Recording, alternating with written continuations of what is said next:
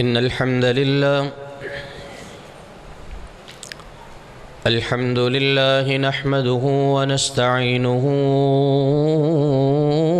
ونستغفره ونؤمن به ونتوكل عليه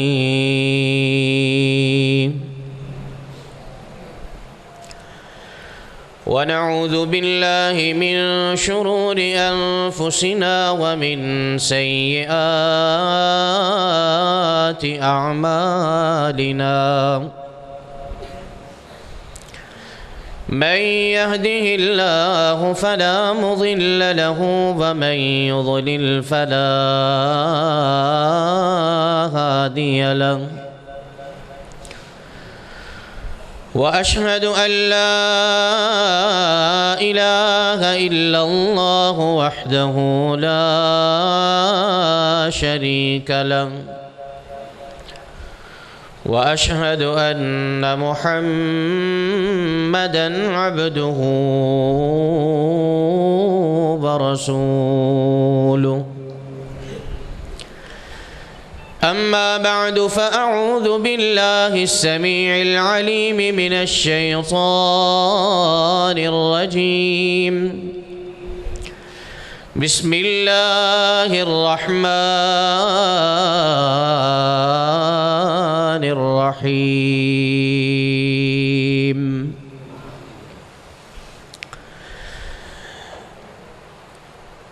إن هذا القرآن يهدي للتي هي أقوم ويبشر المؤمنين الذين يعملون الصالحات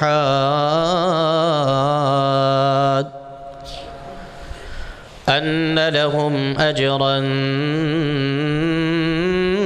كبيرا.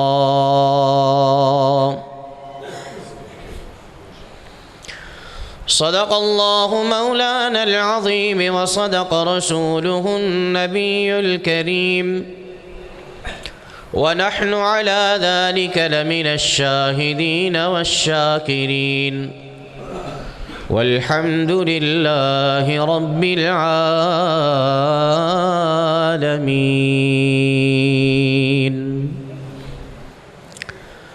محترم بزرگوں، نوجوان ساتھیوں، آج کی یہ محفل اور یہ بزم اللہ کے اس پاک گھر میں جو سجی، قرآن پاک کے حفاظ کے اس تقریب میں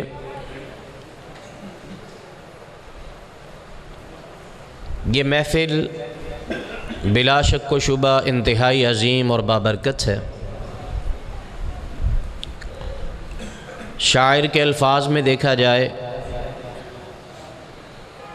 تو ایک حدیث نبوی کا، فرمان رسول کا اس نے مفہوم ان الفاظ میں بیان کیا کہ یہ جو محفل قرآن کی ہم سجا کے بیٹھے ہیں، یہ جو محفل قرآن کی ہم سجا کے بیٹھے ہیں، جانتے ہو کہ ملائک بھی یہاں آ کے بیٹھے ہیں. زباں پہ ہو تسبیح جاری، آنکھوں میں ہو نمی سی، زباں پہ ہو تسبیح جاری کہ صحیف بخشش کے وہ یہاں پھیلا کے بیٹھے ہیں. ایسی بابرکت محفل اور ایسا برکتوں برا مجمع کہ جس کے لیے یہ اللہ رب العزت کی طرف سے اعلان ہے کہ اس محفل میں جو بھی شامل اور شریک ہے، جب اٹھ کے جائے گا تو اپنے نامہ اعمال کو گناہوں سے خالی لے کر جائے گا.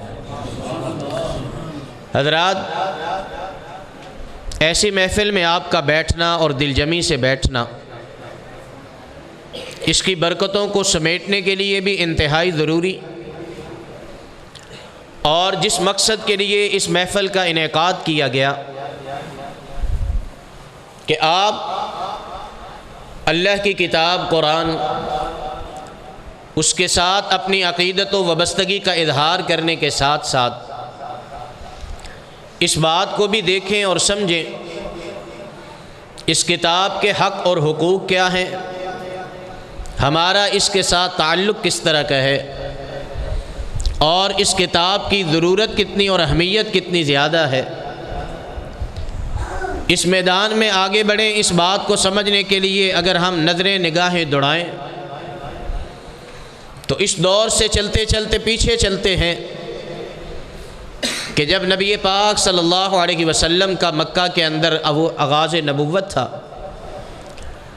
آپ نے اپنی دعوت کا آغاز کیا، تحریک کا آغاز کیا، اصلاح کا آغاز کیا، تو جیسے آپ اور میں اپنے اپنے تجربات اور مشاہدات کی وجہ سے یہ جانتے ہیں، تحریکوں کو کامیاب کرنا ہو، جماعتوں کو مضبوط کرنا ہو، اپنے اہداف اپنے مقاصد کو حاصل کرنا ہو، تو ہر ایک لیڈر کی یہ فکر ہوتی ہے اس کی جماعت بڑی ہو، وسائل بہت زیادہ ہوں، قوت اور طاقت ہو، نام اور شہرت ہو، دنیاوی اور مادی اعتبار سے وہ تحریکیں اپنی موت آپ مر جاتی۔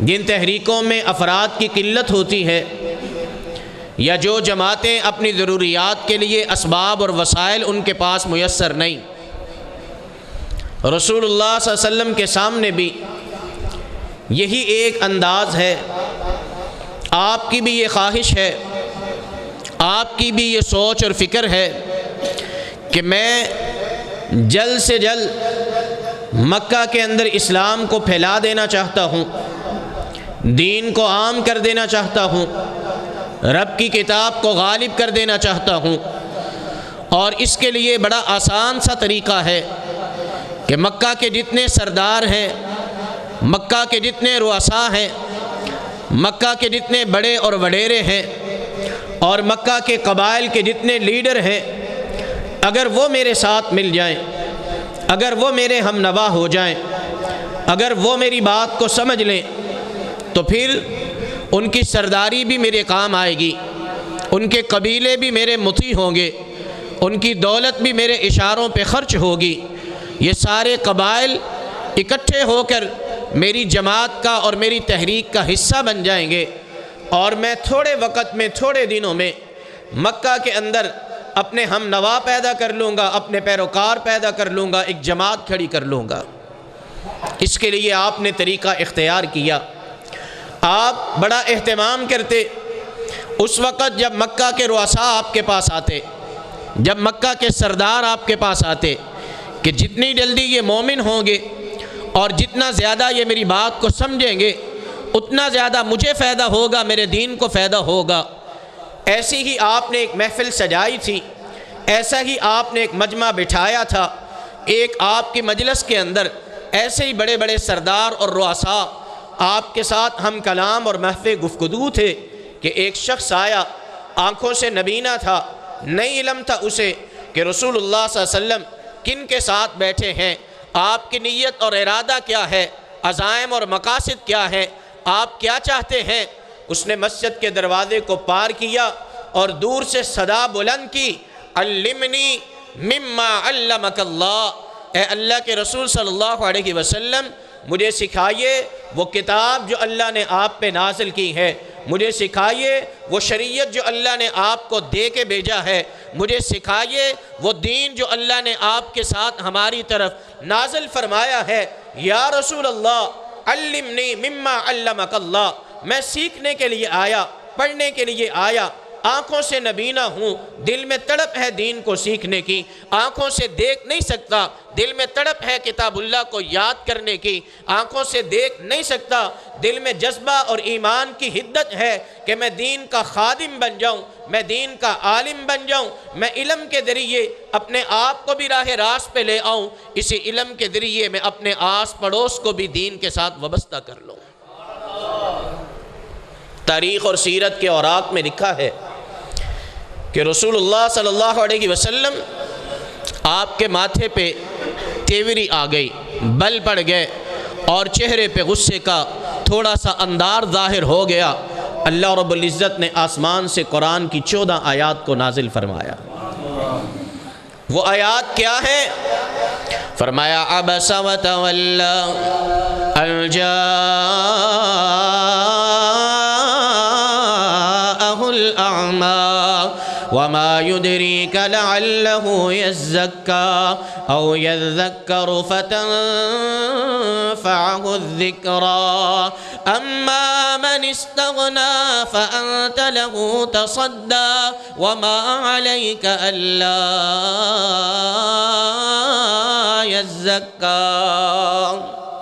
عبس وتولی، اے پیغمبر ماتھے پہ تیوری چڑھائی، آنے والے کی آواز سے منہ پھیرا، ان جاءہ الاعمی، تیوری آنے کی، غصہ آنے کی، منہ پھیرنے کی وجہ کیا ہے کہ ان کے پاس ایک نبینہ شخص چل کے آ گیا ہے۔ وما يدريك لعله يزكى، اے پیغمبر آپ کو کیا معلوم، آپ کیا جانیں کہ یہ نبینہ شخص جب پاکیزگی اختیار کر لے گا، یہ نبینہ ہونے کے باوجود، معذور ہونے کے باوجود جب قرآن کو سینے میں محفوظ کر لے گا، دین کے ساتھ علم کی وابستگی اختیار کر لے گا، ما یدریک لعلہ یزکا، تو اس وقت یہ کتنا پاکیزہ اور عمدہ اور اعلیٰ انسان بن جائے گا، آپ کو کیا معلوم؟ او یذکر فتنفعہ الذکرى، قرآن کی کوئی آیت جو اس نے پڑھی ہو، فرمان رسول جو اس نے یاد کر لیا، دین کا کوئی مسئلہ جو اس کے ذہن میں بیٹھ گیا، اللہ کا کوئی پیغام جو اس کے دل میں جگہ پکڑ گیا، وہ زندگی میں کس کس قدم پر اس کو یاد آئے اور وہ اسی قدم پر اس سے فائدہ اٹھا لے، آپ نے اس سے منہ پھیر لیا۔ اگلے الفاظ کیا؟ قرآن ہے، رسول اللہ کے لیے نازل ہو رہا ہے، جس موقع پہ نازل ہو رہا وہی موقع ہمارے سامنے ہو، وہی حالات ہمارے ساتھ ہوں، ہم بھی مساجد کو بناتے ہیں، اس طرح کے ادارے کھڑے کرتے ہیں، دین کے نام پر اور دین کی خدمت کے حوالہ سے بڑے جذبے کے ساتھ، بڑے اہتمام کے ساتھ، بڑی بڑی عمارات مسجد کے نام کے ساتھ منسوب کر کے ہم ان کو بنا لیا کرتے ہیں، اور بنانے کے بعد سمجھتے یہ ہیں کہ ہم نے اس میں بڑا خرچ کیا ہے، ہم نے اس میں بڑا روپیہ لگایا ہے، ہم نے اس میں بڑی محنت کی ہے، ہم نے اس کے اوپر بڑا وقت صرف کیا ہے، ہم اس کی بڑی نگرانی کرتے ہیں، ہم اس میں بڑے اچھے وسائل صرف کرتے ہیں، بڑی سہولیات فراہم کرتے ہیں، صفائی ستھرائی کا اہتمام کرتے ہیں۔ اس سے بڑا کام کیا ہو سکتا ہے؟ اس سے بہتر دین کی خدمت کیا ہو سکتی ہے؟ مسجد کا انتظام چلانے والے افراد، مسجد کے ممبر پہ کھڑے ہونے والے اشخاص، مسجد کے مصلی کے اور ممبر کے ورثاء، وہ بھی آج یہ سمجھتے ہیں میری مسجد کی نمازیوں میں صفوں کے اندر جتنے مالدار کھڑے ہوں گے اتنی مسجد آباد ہوگی، جتنے چوہدری اور وڈیرے لوگ آئیں گے اتنے مسجد کے معاملات آسان چلیں گے، ان کو ساتھ میں لانے میں مسجد کا بڑا فائدہ ہے، ان کو ساتھ لے کے چلنے میں دین کی بڑی خدمت ہے، ان کا اکٹھا ہو جانا یہ معاملات کے اعتبار سے بڑا برکتوں والا ہے۔ وہی سوچ، وہی انداز جب نبی پاک صلی اللہ علیہ وسلم اختیار کرنے لگے، قرآن کی کیا آیات ہیں، اللہ کا کیا فرمان ہے، اللہ رب العزت نے ان آیات کو نازل فرمانے کے بعد کون سی ڈگر سامنے رکھی؟ فرمایا اما من استغنا فانت له تصدى، جو دولت کے ساتھ تو وابستہ ہے، کبھی کبھی وقت نکال کے تو آتا ہے اور تھوڑا تھوڑا وقت دے کر احسان تو جتلاتا ہے، کبھی کسی معاملے میں کبھی کسی معاملے میں، اور اپنی انانیت کی آڑ میں وہ لپٹا ہے، لیکن وہ دین کے علم کے ساتھ وابستگی اختیار نہیں کرتا، قرآن کے ترجمے کے ساتھ اپنا تعلق نہیں جوڑتا، مسجد کی پھٹیوں پہ بیٹھ کر دین کو سیکھنے کی تڑپ اور طلب دل میں نہیں رکھتا ہے، وہ صبح کے درس کے اندر بیٹھنے کو تیار نہیں، شام کے درس میں بیٹھنے کو تیار نہیں، وہ اپنی مرضی کے ساتھ اپنی مرضی کا وقت لے کر اپنی مرضی کا کام لے کر آپ کی مجلس میں آتا ہے، دین کی طرف اور دین کے علم کی طرف متوجہ نہیں ہوتا ہے۔ انت لہو تصدی، آپ اس کے سامنے اپنی جولیاں پھیلاتے ہیں۔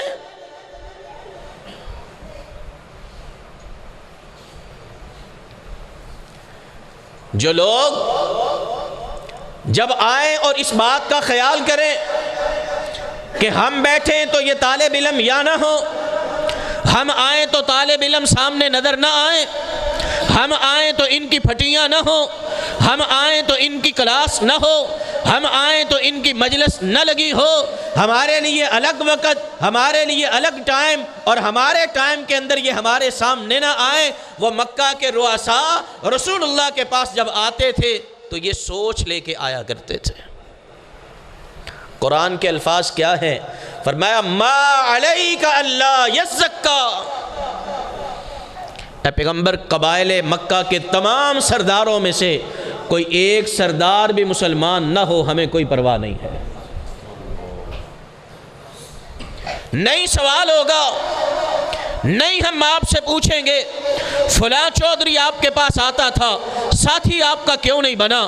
فلاں وڈیرا آپ کے پاس آتا تھا، اس نے کلمہ آپ کا کیوں نہیں پڑھا؟ فلاں بڑا آپ کے پاس آتا تھا، وہ آپ کی جماعت میں شریک کیوں نہیں ہوا؟ ما علیک الا یزکا۔ اگر ان میں سے کوئی کلمہ نہ پڑھے، کوئی مسلمان نہ ہو، آپ کے اوپر کسی قسم کی کوئی ذمہ داری نہیں۔ ایک طالب علم کے آنے پہ آپ نے غصہ کیوں کیا؟ ایک طالب علم آئے، یہ سارے اٹھ کے چلے جائیں، آپ کے لیے طریقہ جو اللہ پسند فرماتے ہیں، آپ کے لیے رستہ جو اللہ چنتے ہیں، آپ کے لیے فائدہ اور نفع کا کام جو اللہ بتلاتے ہیں، آپ کے لیے برکت جو اللہ بیان فرماتے ہیں، ایک طالب علم ہے، آنکھ سے نبینا ہے، دین سیکھنے کے لیے آتا ہے، سارے مکہ کے سرداروں کو اٹھا کے واپس بھیج دو، اس ایک طالب علم کے سوال کا جواب پہلے اس کو دو۔ کیوں؟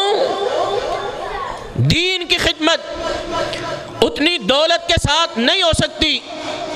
دین کی تبلیغ اور دین کا پھریرا اور دین کی سربلندی اور قرآن کا عروج اور قرآن کی جو ہے سربلندی، وہ اتنی دولت کے ساتھ، وسائل کے ساتھ، اسباب کے ساتھ نہیں جتنی قرآن پاک کو پڑھنے، سمجھنے اور سیکھنے اور آگے پھیلانے کے ساتھ ہے۔ اس لیے جہاں جہاں ہم بیٹھے اور اپنے جس خدمت اسلام کے کام پہ ہمیں مان، اس سارے کام کو سامنے لے کے آئیں اور سورہ عبسہ کی پہلی آیات کو پڑھ لیں۔ ان کے پاس دولت تھی، ابن مکتوم کے پاس علم تھا، ان کے پاس سرداری تھی، ابن مکتوم کے پاس قرآن تھا، ان کے پاس وسائل تھے، ابن مکتوم کے پاس دین تھا، ان کے پاس چودراہٹ تھی، ان کے پاس قبیلہ تھا، ان کے پاس افراد تھے، ان کے پاس جو ہے نا جماعتیں تھی، ان کے پاس نوکر اور چاکر اور ملازم تھے، اور ابن مکتوم کے پاس صرف دین کو سیکھنے کی تڑپ تھی۔ اللہ رب العزت نے دونوں میں سے چنا تو کس کو چنا؟ دونوں میں سے پذیرائی دینے کا حکم دیا تو کس کے لیے دیا؟ اور یہ پھر صرف ایک موقع نہیں ہے، قرآن کا دوسرا مقام، یہی لوگ انہوں نے باقاعدہ ایک مرتبہ رسول اللہ سے معاہدہ کر لیا۔ حضرت علی المرتضیٰ رضی اللہ تعالیٰ کو رسول اللہ نے بھیج دیا، علی جاؤ کاغذ قلم لے کے آؤ، یہ فلاں فلاں فلاں فلاں وڈیرا اور سردار اور بڑا مجھ سے معاہدہ کر رہا ہے اور یہ لکھت پڑھت کر رہا ہے، اسٹامپ پیپر لکھ کے دے رہا ہے، اگر میں نے اس کی بات کو مان لیا اور میں نے اس کی شرط کو پورا کر دیا تو یہ اپنے قبیلے سمیت مسلمان ہو کر میرا ساتھی بن جائے گا۔ اور وہ شرط کیا ہے؟ وہ شرط یہی ہے کہ آپ ہمیں اگر دین سکھانا چاہتے ہیں، دین اگر سمجھانا چاہتے ہیں تو ہمیں الگ وقت دیا کریں۔ ہمارا بچہ مسجد کے بچوں کے ساتھ نہیں بیٹھ سکتا، ہمارا بیٹا مسجد کی پھٹیوں پہ نہیں بیٹھ سکتا، وہ گھر سے نکل کر چل کے مسجد میں نہیں آ سکتا، اس کو 15 منٹ الگ سے دیں، ہمارے گھر کی بیٹھک میں آئیں، ہمارے گھر کے اندر آ کر ہمارے بچے کو دین سکھائیں۔ وہ مسجد نہیں آ سکتا، الگ سے وقت دیں، 500 روپیہ بدلے میں لے لیں، 1000 روپیہ بدلے میں لے لیں۔ ذرا اس سوچ کو ذہن میں رکھنا، قرآن کی عزت کیا کی ہے، قرآن کا وقار کیا سمجھا ہے، دین کے قاری کا وقار کیا سمجھا ہے، اس کا مقام کیا جانا ہے، اس کی حیثیت کیا بنائی ہے، اس کے معاشرے کے اندر نام اور شہرت اس کی کس طرح کی مقرر کی ہے، اس قاری کے ساتھ اس طرح کا رویہ اپنانے والے کوئی یہود کے طبقہ سے نہیں ہے، عیسائیت کی قوم سے نہیں ہے، یہ مسلمان ہیں جو قرآن سب سے اونچا رکھتے ہیں، جو سینے کے اوپر اور سر کے اوپر اٹھا کے قرآن کو رکھتے ہیں، لیکن قرآن کی تعلیم کے لیے اور قرآن کے ساتھ عقیدت دکھانے کے لیے ان کا انداز آج وہی ہے جو مکہ کے ان سرداروں کا انداز تھا جو انہوں نے رسول اللہ کے سامنے اختیار کیا تھا۔ معاہدہ کرنے لگے، معاہدہ، ہمیں الگ وقت دیں۔ کبھی آپ کے پاس ابن مکتوم آ جاتا، کہیں بلال آ کے بیٹھ جاتا، کہیں خباب بیٹھا ہوتا، کہیں کوئی غلام، کہیں کوئی غلام۔ ہم سردار، ہم چودھری، ہم وڈیرے، ہم قرآن ان غلاموں کے پاس بیٹھ کر نہیں سیکھ سکتے، ہم ان ماڑوں کے پاس بیٹھ کر قرآن نہیں سیکھ سکتے۔ ہم آپ کو سنیں گے بھی، آپ سے پڑھیں گے بھی، آپ کا کلمہ بھی پڑھیں گے، آپ کو نبی بھی مانیں گے، لیکن ایک شرط ہے، ہمارے لیے مجلس الگ لگائی جائے، ہمارے لیے جگہ الگ چنی جائے۔ اللہ نے قرآن نازل کیا، کیا؟ لا تطرد الذین يدعون ربهم بالغداة والعشی یریدون وجهه لا تطرد الذین يدعون ربهم۔ اے پیغمبر معاہدہ نہیں کرنا، اے پیغمبر وعدہ نہیں کرنا، نہیں ہمیں ان کے کلمے کی ضرورت، نہیں ہمیں ان کے ایمان کی ضرورت، نہیں یہ مسلمان ہوتے نہ ہو۔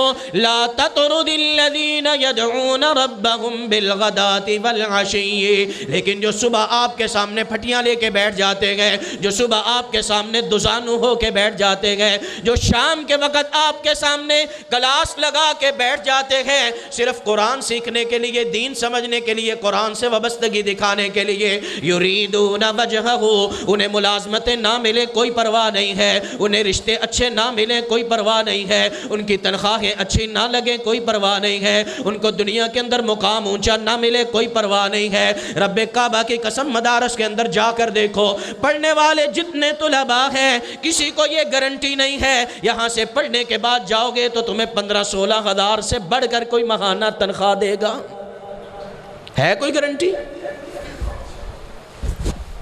ہمارے 100 بچوں میں سے اگر صرف 2 بچے مدرسے میں ہیں اور 98 بچے مدرسے میں نہیں، تو وجہ کیا ہے؟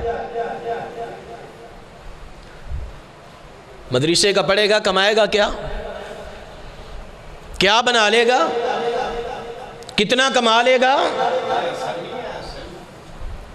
یریدون وجہا، یہ جو صبح شام وقت نکال کر صرف دین سیکھنے کے لیے بیٹھتے ہیں، یہ کبھی بھی دنیا کی غرض کے اندر مبتلا ہوتے نہیں، ان کی نیتوں کے اخلاص کی گواہی اللہ دیتے ہیں۔ یریدون وجہا، دین کی تعلیم کے لیے وقت وہی نکالتا ہے جو اللہ کو راضی کرنا چاہتا ہے۔ صبح کلاس ترجمے کی ہو وہی بیٹھتا ہے جو اللہ کو راضی کرنا چاہتا ہے، شام کلاس ترجمے کی ہو وہی بیٹھتا ہے جو اللہ کو راضی کرنا چاہتا ہے، مسجد کی کلاس کے اندر بچوں کو لے کر خود کو لے کر وہی آتا ہے جو اللہ کے قرآن کو سیکھنا، اللہ کو راضی کرنے کے لیے چاہتا ہے۔ اور جب یہ بیٹھے ہوں تو پیغمبر کوئی بھی آپ سے کوئی مطالبہ لے کے آ جائے، لا تطرد، ان کو اٹھا کے آپ نے نہیں بیچنا، ان کو خود سے دور نہیں کرنا۔ ان وڈیروں نے آنا ہے، سرداروں نے آنا ہے، دولت مندوں نے آنا ہے، لیڈروں نے آنا ہے، ان کے ساتھ بیٹھ کے اگر قرآن سیکھنا ہے تو پھر یہ کلمہ پڑھے، ہم ان کا کلمہ قبول کر لیں گے، لیکن اگر انہوں نے ان سے الگ ہونا ہے تو چلے جائیں، ہمیں ان کے کلمے کی بھی ضرورت نہیں۔ قرآن کے ہلکے الفاظ پوچھ لے، علماء بیٹھے، حفاظ بیٹھے، ما علیک من حسابہم من شیء، نہیں آپ سے پوچھا جائے گا یہ کیوں نہیں مسلمان ہوئے، انہیں کیوں نہیں دین کا پتہ چلا۔ اس لیے جو مسجد کی صفوں میں آ کر دین نہیں سیکھتا ہے، میں یہ سمجھتا ہوں قرآن کے قاری کا یہ حق ہے، مسجد کے عالم کا یہ حق ہے، قرآن کی اس آیت کی روشنی میں صاف جواب دے دے، نہیں پڑھنا قرآن آپ نے، نہ پڑھو، ہم اگر پڑھائیں گے تو مسجد کے مصلی پہ اور صفوں میں قرآن کے قاریوں کے پاس بیٹھ کے پڑھائیں گے۔ یہ قرآن ہے۔ دوسرے دی کتابوں کی بات ہو تو جناب رکشہ لگا کے دو، گاڑی لگا کے دو، کرایہ دو، اور پھر سکول چھوڑ کے آؤ اور پھر دوبارہ لے کے آؤ، دو دو چکر لگانے پڑے، دکان بند کر کے جانا پڑے، بچے کو سکول سے لے کے آنا گئے قرآن پڑھنے کے لیے۔ قاری صاحب تو یہ ساڑھے گھر نہیں آ سکتے؟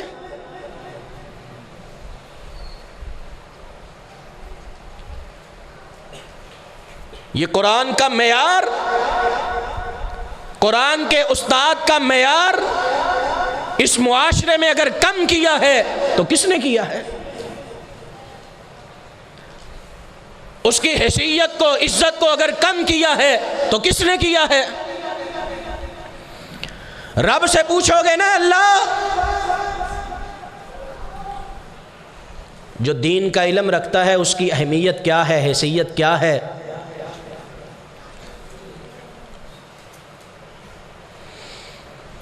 تو رب حضرت موسیٰ سے کہتا ہے، موسیٰ تجھے علم کی ضرورت ہے، چل سفر کر، پیدل چل، ایک دن چلنا پڑے ایک دن کے لیے چل، سال چلنا پڑے سال چل، صدی تجھے سفر میں گزارنی پڑے گزار، لیکن خود چل کے جا۔ پڑھی ہے سورہ کہف؟ پڑھتے ہیں کہ نہیں پڑھتے؟ سورہ کہف ہے قرآن میں یا نہیں؟ سورہ کہف کے اندر حضرت موسیٰ و خضر کا واقعہ ہے کہ نہیں؟ اللہ نے حضرت موسیٰ کو چلا کے خضر کے پاس بھیجا ہے کہ نہیں؟ خضر بڑے کہ حضرت موسیٰ بڑے؟ حضرت موسیٰ بڑے۔ نبی حضرت موسیٰ پیغمبر ہے، نبی ہے، رسول ہے، لیکن اللہ نے دین کے علم کی شان بتلائی ہے اور دین کے علم کو حاصل کرنے کا طریقہ بتلایا ہے۔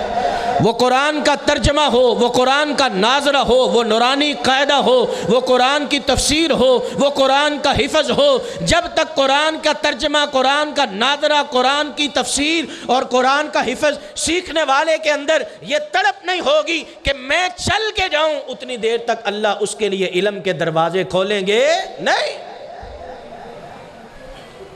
اور حضرت موسیٰ علیہ السلام نے پتہ کیا کہا تھا؟ لا ابرح حتی ابلغ مجمع البحرین او امضی حقبا،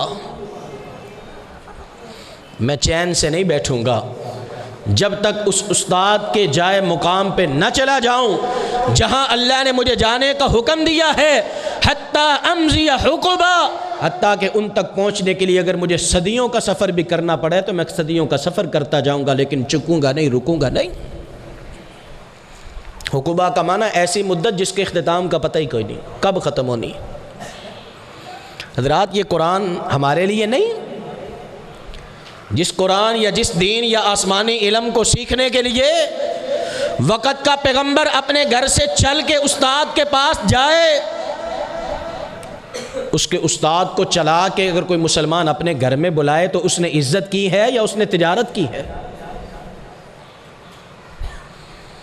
اپنے رویوں پہ غور کریں، جس سے پوچھو وہی چاہے گا قرآن غالب ہو، قرآن سربلند ہو، قرآن کا غلبہ ہو، میرے ملک میں قرآن کا نظام نافذ ہو، میرے ملک میں قرآن معزز سمجھا جائے، قرآن کا قانون غالب آ جائے، دستور غالب آ جائے۔ لیکن اس سے پوچھو ہم نے اپنے تمام علوم کے اوپر قرآن کے علم کو غالب کیا ہے؟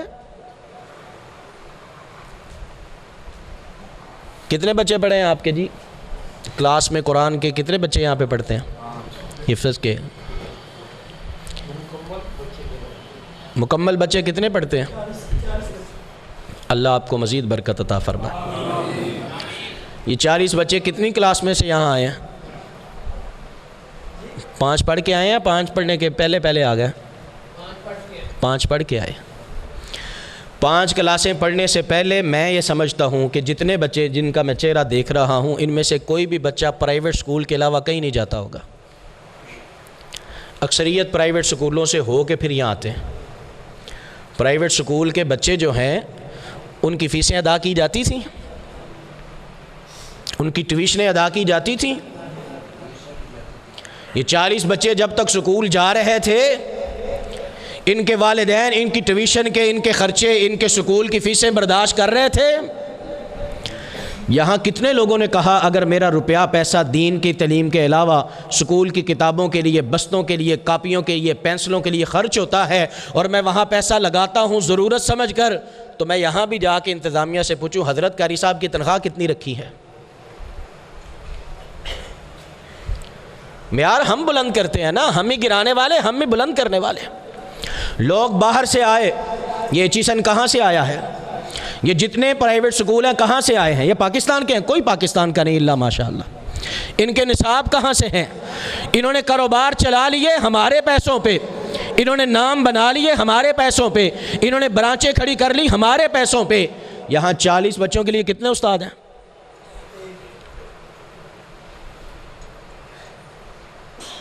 آج تک کسی بچے کے والد نے آ کے پوچھے حضرت 40 بچوں کے لیے ایک استاد، اس استاد کی حالت کیا ہوتی ہے؟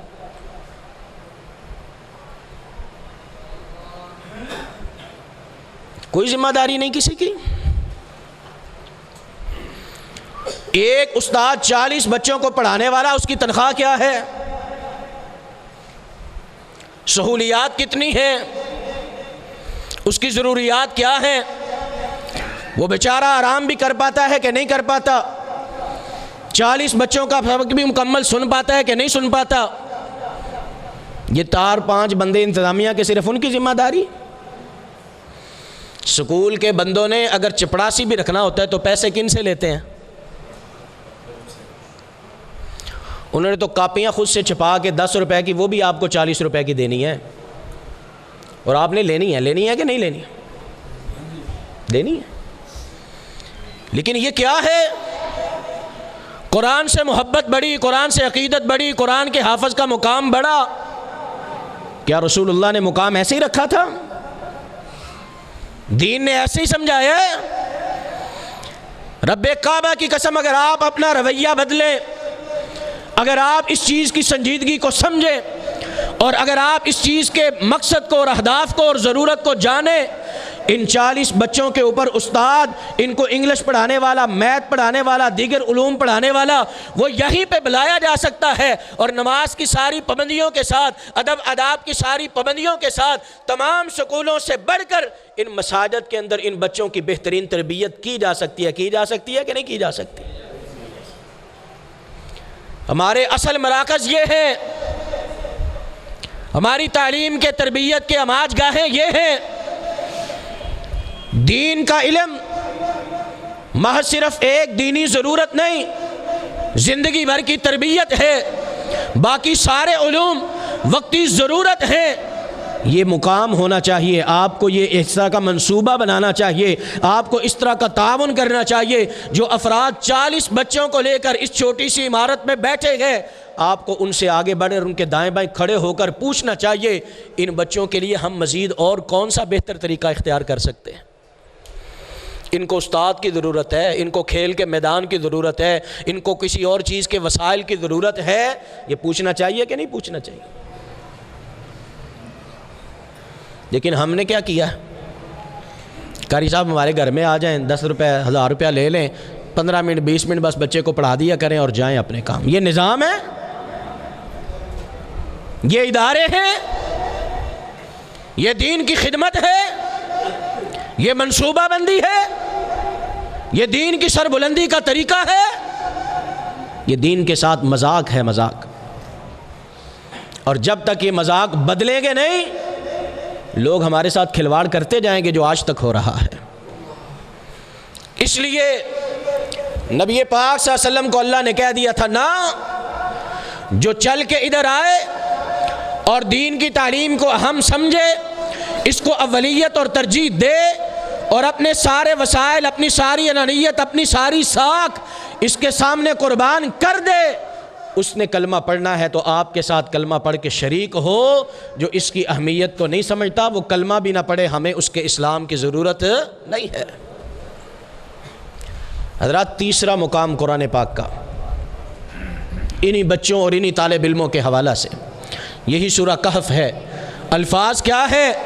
وَاصْبِرْ نَفْسَكَ مَعَ الَّذِينَ يَدْعُونَ رَبَّهُمْ بِالْغَدَاةِ وَالْعَشِيِّ يريدون وجهه ولا تعد عيناك عنهم واصبر نفسك. اے پیغمبر اپنا تعلق مضبوط کریں، اے پیغمبر اپنا وقت گزارا کریں، اے پیغمبر ان لوگوں کی خطاؤں، غلطیوں، کمیوں، کوتاہیوں پہ صبر کیا کریں، اپنے دل کے اندر برداشت کا مادہ پیدا کریں. یہ تینوں معنی اس لفظ کے ہیں. وَاصْبِرْ نَفْسَكَ، اپنا تعلق مضبوط کریں. وَاصْبِرْ نَفْسَكَ، اپنا زیادہ سے زیادہ وقت گزاریں. وَاصْبِرْ نَفْسَكَ، ان کی کمیوں پہ، کوتاہیوں پہ، غلطیوں پہ، ان کے معاملات پہ، ان سے درگزر کا اور برداشت کا، حوصلے کا رویہ اختیار کریں. اللہ کون سے لوگ ہیں، کیسے افراد ہیں؟ فرمایا مَعَ الَّذِينَ يَدْعُونَ رَبَّهُمْ بِالْغَدَاةِ وَالْعَشِيِّ. سلمان فارسی جیسے، حضرت خباب جیسے، حضرت بلال حبشی جیسے، حضرت صہیب جیسے، جو مسجد نبوی کے اندر اللہ کے پیغمبر صلی اللہ علیہ وسلم کے پاس بیٹھا کرتے، رہا کرتے، ان کا اور کوئی ٹھکانہ نہیں تھا. صفہ کے طلباء اس میں شامل ہیں، غرباء صحابہ اس میں شامل ہیں، جو سارا وقت اللہ کے پیغمبر کی دین کی تعلیم کے انتظار میں بیٹھے رہا کرتے، وہ سارے ان میں شامل ہیں. اور پیغمبر علیہ السلام کو اللہ نے 3 حکم اسے ایک لفظ میں دیے ہیں. ان کے ساتھ بیٹھا کریں، ان کے ساتھ تعلق مضبوط کریں. جب آپ آئیں گے مسجد میں، کوئی بھاگ رہا ہوگا، کوئی کھیل رہا ہوگا، کوئی اونچی بول رہا ہوگا، کوئی لیٹا ہوگا، کسی کی آواز بلند ہوگی، کوئی شرارت کر رہا ہوگا، کوئی کسی جگہ پہ آپ کی طبیعت کے خلاف عمل کر رہا ہوگا. یہ دین کے طلباء، یہ مسجد کے اندر رہنے والے، یہ قرآن کے حفظ کرنے والے، یہ قرآن کا عالم بننے والے لوگ، ان کا مقام، مرتبہ یہ ہے اپنی طبیعت کے خلاف ان کی باتوں کو برداشت کر لینا، ان کے رویوں کو برداشت کر لینا، آواز اونچی نہ کرنا، نظر ان کے سامنے نہ اٹھانا، غصہ ان پہ نہ کرنا، ان کو ڈانٹنا نہیں. وَاصْبِرْ نَفْسَكَ، ان کے سارے غلط رویوں کے اوپر صبر اور برداشت اپنے اندر پیدا کرنا. ہم کرتے ہیں؟ حوصلہ ہے؟ یہ طریقہ ہے دین کے قاری، دین کے طالب علم کی عزت کرنے کا.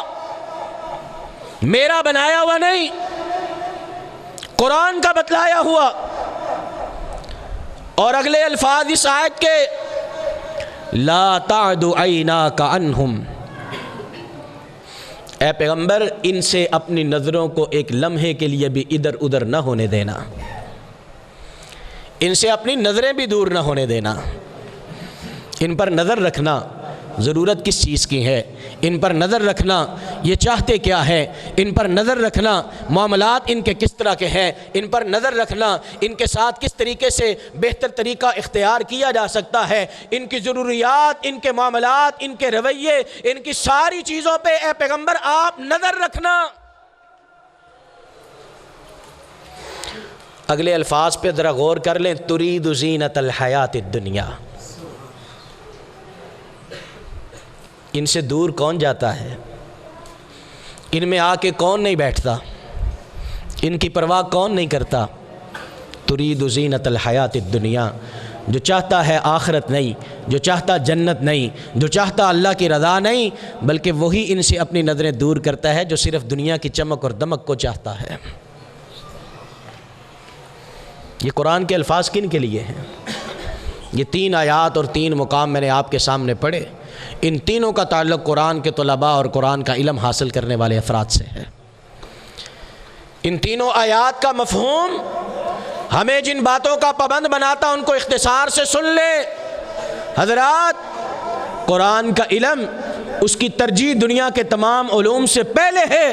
جتنی کاوشیں، کوششیں، محنتیں تگ و دو اور جتنا وقت اور وسائل آپ دیگر علوم کے لیے خرچ کرتے ہیں، جب تک آپ ان سے بڑھ کر، ان سے زیادہ اور ان سے بہتر اور ان سے اچھے اور ان سے زیادہ اہمیت کے ساتھ آپ دین کے علم کے لیے وسائل خرچ نہیں کرتے ہیں، اتنی دیر تک آپ نے قرآن کا حق ادا کیا نہیں. آج جا کے خود ہی اپنا کیلکولیٹر کھولیں اور جا کے بچوں کا حساب کریں. ان بچوں کے سکول پہ، کالج پہ، ٹیوشن پہ، ان بچوں کے یونیفارم پہ، کتابوں پہ، بستوں پہ کتنا روپیہ خرچ کیا اور ان بچوں کے قاعدے پہ اور قرآن پہ کتنا روپیہ خرچ کیا ہے. پھر دیکھیے قرآن کا حق ادا کیا.